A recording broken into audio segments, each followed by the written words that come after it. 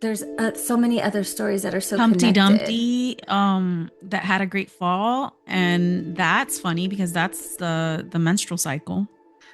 And the egg there that falls and can't be put together back again because you're menstruating. Welcome to Beyond the Cup. Conscious Conversations with Joanna and Michelle. This is where coffee turns into conversations that go way beyond surface level. We're talking consciousness, spirituality, relationships, symbolism, healing, psychology, astrology, life, all of it. Real conversations without a script. Combos that make you think, question, reflect, and maybe even see yourself a little differently. So grab your coffee, tea, or whatever's in your cup. And let's go beyond it. Good morning. Good morning. Cheers. Cheers. I am actually really excited about today. Like our conversations. I mean, obviously all the time, but today, I don't know. I'm into the whole Moses thing. Well, we kind of touched on it the last time, but let's go into more detail because when people think of Moses, they just think of this shepherd holding a staff. They don't really know the The symbology. esoteric. Mm-hmm. Yes. So can you break that down Yeah. for us? So I think it was our last episode that I had said, "Oh, I'm going to bring up the rod and Moses," and then we never did. Cuz squirrel. So we decided to do it this time, and I think it's so important for people to first know that there's a exoteric outer story and there's an esoteric inner story. The exoteric, the outer story is for the masses. Those who are how do I say this? They're maybe just not ready yet for the deeper communion with God. That is more of the esoteric, which is the inner, which is the disciples, the people who are disciplined to have communion with God, to go within. And those that small portion of people, um, the esoteric information is known very very little, and that's what we're talking about is the symbolic part of the story. So I don't know, where do I begin? Do you have any specific questions, like Well, how did you view the story of Moses before you met me? okay, it was just okay, it was similar to what we talked about last time. They pulled him out of the water and then they cared for him and then he went off and it's crazy because like I only remember watching it as a movie at around Easter time, I think it is. And then he was up and got the Ten Commandments. You know what I mean? So Yeah. I didn't know a lot about the stories because I grew up Catholic. We don't know scripture. The movie.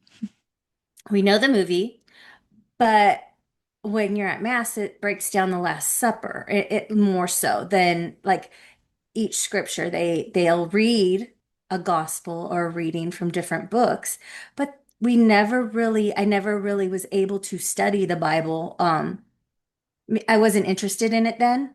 Yeah, I was And, gonna and say I don't think I paid attention when they actually read it and I was in church. So yeah, no, I mean certain things because when you go, there's a lot that's repeated, mhm. which cool. But yeah, so you break it down, you break it down how you do it. I mean, Yeah. we'll go, like, if I'm missing something, or if you have a question, just ask. But Okay. symbolically, Moses is the whole story is about our awakening. It's the spiritual awakening. And because that's where it begins. Moses is the inner part of us that is waking up, the child that is awakening. And his name means to be brought out of the water, which he was brought out of the water. But that means that it's coming out of truth, because again, water is the second stage of consciousness, which is truth. So from the earth, which is the child, to the water, which is truth, and out of the truth comes deeper understanding, etc. Right? So coming out of the water, I thought it was really funny that, not funny, but very interesting that, okay, in, the esoteric metaphysics, the man is the mind, the female is the emotions, or sometimes it's the spirit, depending on what we're talking about. And in this case, it was the daughter of Pharaoh, or the princess of, the Pharaoh, who found Moses. And that's the emotional desires of the ego being the Pharaoh. And so it is her desires that's wanting the baby. But when it's time to feed the baby, he gets handed over to his mom, the spiritual side, because the spirit is the only one that can feed the child, the awakening part of you. And so I thought that was cool Interesting. because those are Yeah. little subtle things. Well, So you would never pick that, you'd never pick up on that. right, right. It's unless you understand the female aspect and what that means. Exactly. But yeah, so the story goes, he's grown into or raised by the Egyptians, and the Egyptians are the aspects of us that are held in bondage. It's the mind, the ego, and so he's growing up. Obviously, like we awaken within the ego, within our conditions, within the aspects of us that have been conditioned, and you have to kind of fight through that. It's an inner battle because you get met with our family members who then become the Hebrews that he tried to save them, but when he came back, it was his own people who were like, "What are you doing?" And he had to run away to the wilderness. And that is our family, our friends, our the people who raised us with those conditions that then look at us when we're awakening and they're like, "What are you You're, doing? yeah, you're You're crazy. crazy. Why are you Yeah. listening to that? Why are you opening up your mind to that?" And so he goes to the wilderness. And what is the wilderness? Meditation. Wilderness is always meditation. So he goes to meditation. And what's funny is he goes to the back of the desert. Like, where's the back of the desert? It's the back of our Uh, spine where we have the our big, chakras, the yeah, awakening, the the sacred awakening. secretion, the Christ Exactly. So, oil. yeah, so he goes to the back of the desert. And so obviously he's like, you know what? I'm staying away from everybody and all their thoughts and all their conditions and all that. And I'm going to go in within myself. And that's when he all the stuff happens. I mean, we can go into the whole story, but it's really just understanding like the symbolism, like the seven daughters. We talked about that last time, which are the seven chakras, because he went to the back of the desert. In the well. So there's again the water. Priest of Midian gave him his daughter, which her name was Zipporah. Zipporah is a female bird. So out of the water and into the air, just like Noah in the water, then comes out of the air. Jesus was in the water, and then the dove comes out of the air. So it's all symbolizing these states of consciousness, water, and then air. And so, talking about this rod, right? The rod esoterically is symbolizing the spine, and the spine is our authority. It's also our physical nature. It's symbolizing that when the rod is straightened up and it's a rod, you're in your ego, you're in your human nature. But when he drops it and it becomes a serpent, well, now it's the essence, the energy, the electrical energy, the life force energy that is within, that it's like he's saying, I surrender and I let go and I let God. That's the equivalent. Let go, let I God. am letting go of the rod, and then it becomes kundalini. It becomes the spiritual energy. And so I surrender to that. But then God says, pick it back up from the bottom, like, right? Pick it back up, and then it becomes a rod again, meaning you can always go into meditation. You can always go into your higher self. You can always go into a spiritual self and let go and let God. You can always get into that realm of higher consciousness, of Christ consciousness. But that doesn't mean that it has captured you now. You can always go back to your ego self. You can always come back to your human self. You can always have the two aspects of yourself, because that's what this is. We are The physical and we are polarity, non-physical. the duality, Right. So it's like, look, you can pick it back up and you're you again. You're Moses, you're the man, or you can drop it and you are the one with Christed God. spiritual one. Right.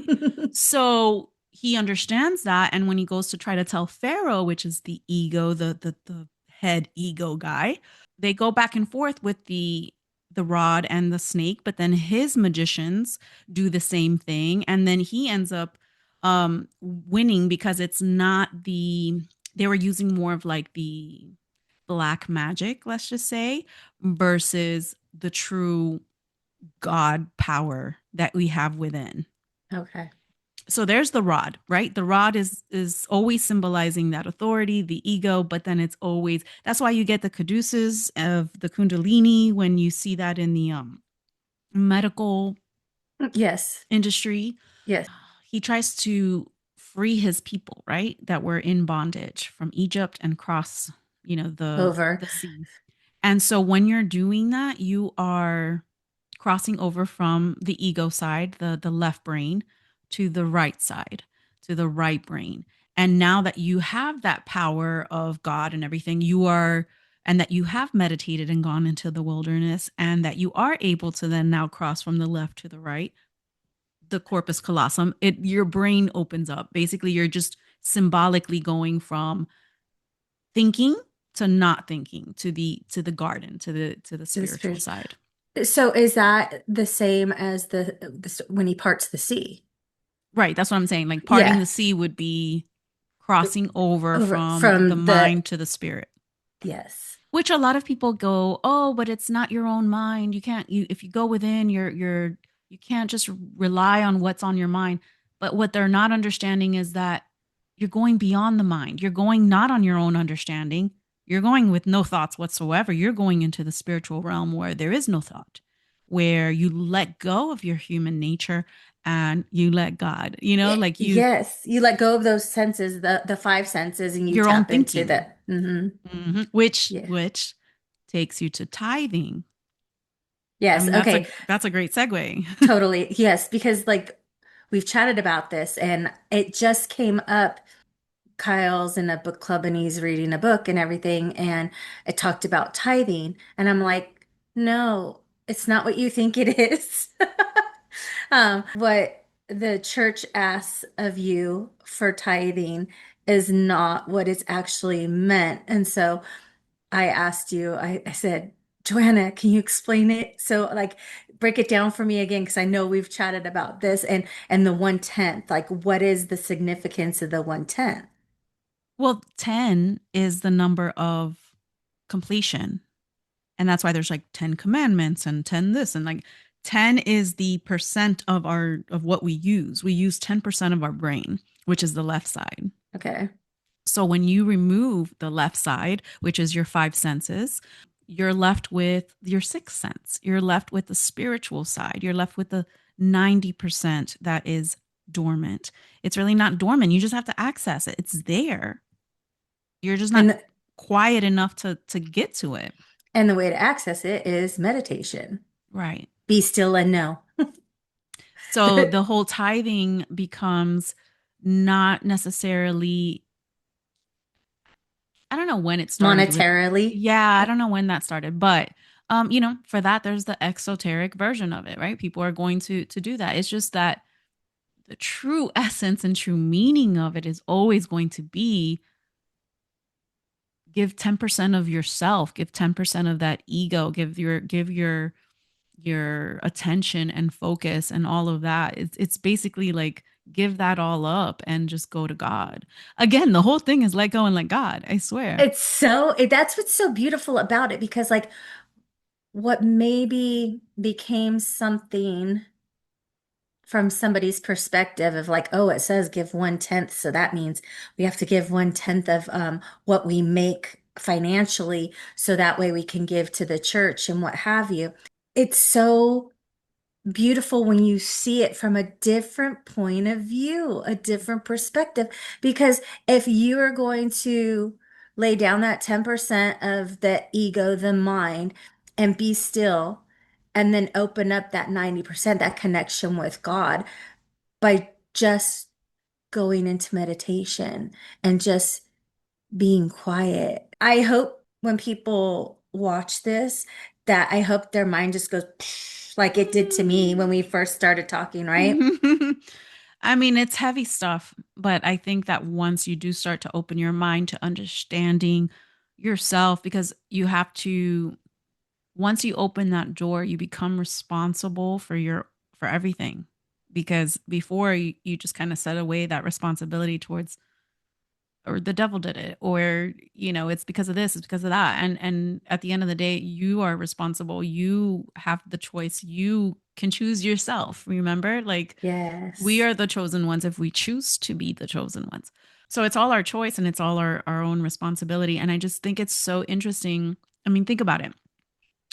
The first published Bible was back in 1455. 1455. It took centuries of different people, Sharing the stories. politics, prophets, mystics, the Hebrews, the Greeks who wrote mythology, wrote tons of mythology within the Bible, layered, right? But it got through so many hands, got cooked through so many like things that were taken out, things that were put in. But it Yeah, was there's a certain, collection of tons of people. It was a collective work of tons of people over hundreds of years that then became this book, well, which and then then they became took the Word of God. they've taken books out. Like they totally have removed certain ones. So Um, which one's correct?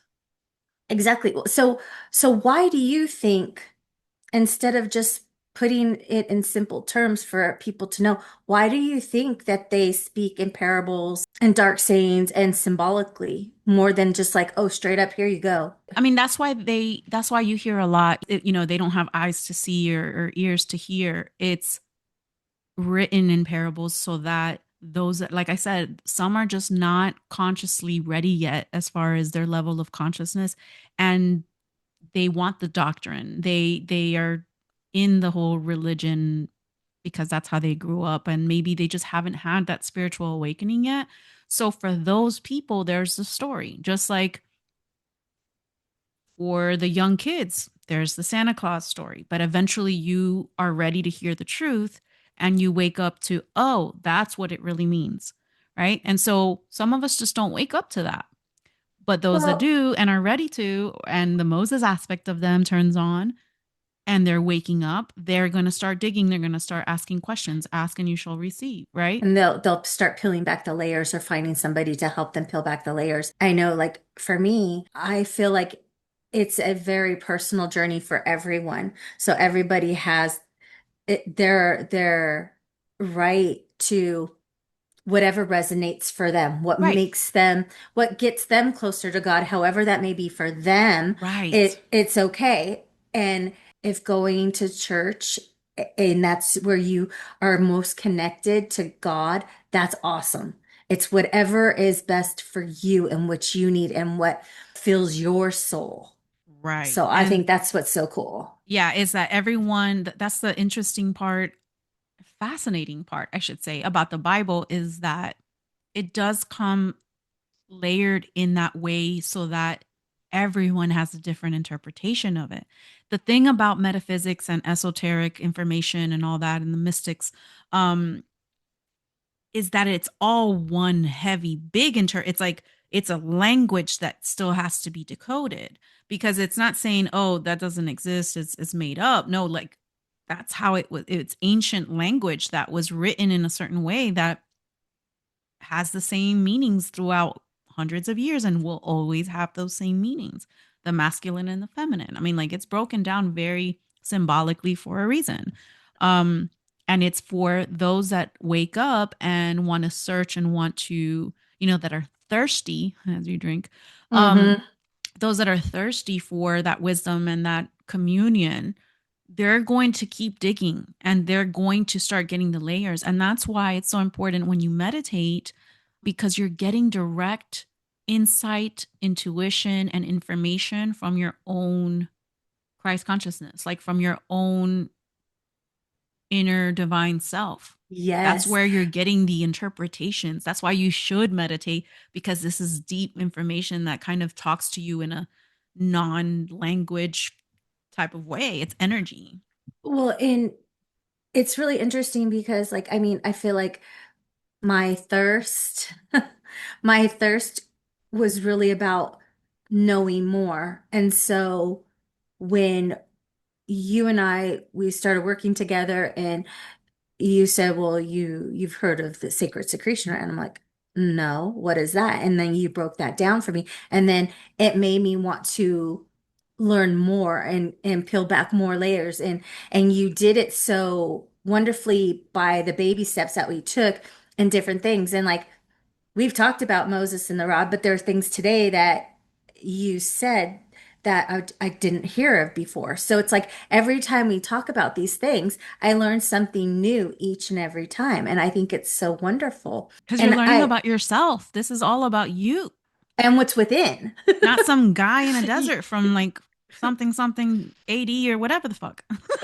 For sure, for sure, BC, I don't know. for sure. And it's so cool because like for me, like prayers asking, like, cause like, oh, give me strength, give me, protect me. I feel like that's like for asking, right? But meditation is listening. Meditation's where, Receiving. yes, so you go quiet and you're there just being one with God, yourself, and receiving whatever messages or knowledge that is meant for you. I kind of feel like prayer is for those who are still like with faith and therefore they have to ask for something versus Knowing that um they have knowing it. already that you just need to ask for it. Like not you don't need to ask for it. That you don't need to ask for it basically because God knows what you want and need and what's even better for you. So if you surrender and you just know It'll be taken you care let go and let God, of. then it would be taken care of. And therefore, you're coming from a place of knowing and not a place of faith, which you're supposed to kind of let go of. Hebrews 6:1 says, move on to perfection. Let go of faith when you have knowing and understanding. So, again, it's just levels. And the deeper you go in within yourself, the deeper you understand the layers that are placed in all these scriptures and all these texts and things. Yeah. For a book to have so much symbolism and so much like to carry so much weight, but it's a collection of pieces put by tons of people into this one book that really is separated by two sections. Like you have to start asking the questions of what does this really mean? Like this has to be psychological, it has to be spiritual, because if it was a literal historical book, it would be in history books. History books. It's not in any history book, it's just in the Bible. Think about it. Never thought of it that way. Honestly. Yeah. Interesting. Hmm. Bible. It's like a babble. It's language. It's symbolic. It's, Etymology. yes. It's trying to tell you so much. And I just think like all these stories, again, have the same meaning. And it's not until you start breaking them down little by little that you start seeing how they connect. We'll definitely have to do one where you give pieces of each story and how they all are saying the same thing. Because like down to Snow White and the Seven Dwarfs. You know, that's Mhm. that's that's a chat for another day, I think. Did we do that when we talked about the chakras? Did we talk about Snow White and the Seven Dwarfs? Because I mean, I think we did. It was when I I think we, mentioned yes, this yes, we did. But white magnetism, like white light hitting, yes, we the did. spectrum. We talked about Snow White there, but there's so many other stories that are so Humpty connected. Dumpty, that had a great fall, and that's funny because that's the menstrual cycle, and the egg there that falls and can't be put together back again because you're menstruating. So that's really cool. Little Red Red Riding Riding Hood. Hood. That's a tongue twister. Is about this, right? It's about when you get to sunset. Like that's why it's red. It's the red sun. The wolf being the night. Like all the stories are this. It's so cool. I love it. That's This. what I love. And how to connect it together and like Cain and Abel, just like get the opposite polar, um, all of it. It's just that. And I think that's why I leave that up there. Like there's no point in erasing it at this point. No, not at all. Why? Because you Like, because everything is connected. and it's gonna It's stay that all. way. Pretty much. You used your whiteboard, but you could have just did it permanent paint. I know, right? Like, why erase this? Don't erase it. It's funny because I show my grandson like all the signs around over and over. When I get to Leo, I'm like, look, that's you. And I keep hitting it and I'm like slowly erasing the Leo. And I'm like, stop it. You're like, I have to redo the Leo. Yeah. So yeah. I mean, Moses, tithing, always talking about the same thing. Every single episode, we're talking about the same thing, kind of, just in different ways, how it connects. Exactly. Exactly. I love it. Well, thank you so much. I always love our conversations. For real, for real. It's very eye-opening. It is. The single eye. Eye-opening. So yeah, next time we'll talk about the manifestation and clairs, right? Yeah, let's do that. So, That'll be good. manifestation and clairs. So thanks Okay. for watching, guys. Thank you. I'll see you later. Hey, Thank you. always sending you love and light. Yes. Thank you for sitting Cheers. with us for Cheers. another conscious conversation beyond the cup. If something resonated with you today, please share it, comment, subscribe, and send it to someone who is also asking the deeper questions about life. Until next time, keep expanding, keep questioning, and keep going beyond the surface and the cup. We'll see you guys next time. So thanks for joining us. Thanks for joining us. Thanks for joining us. Let's have a cup of tea.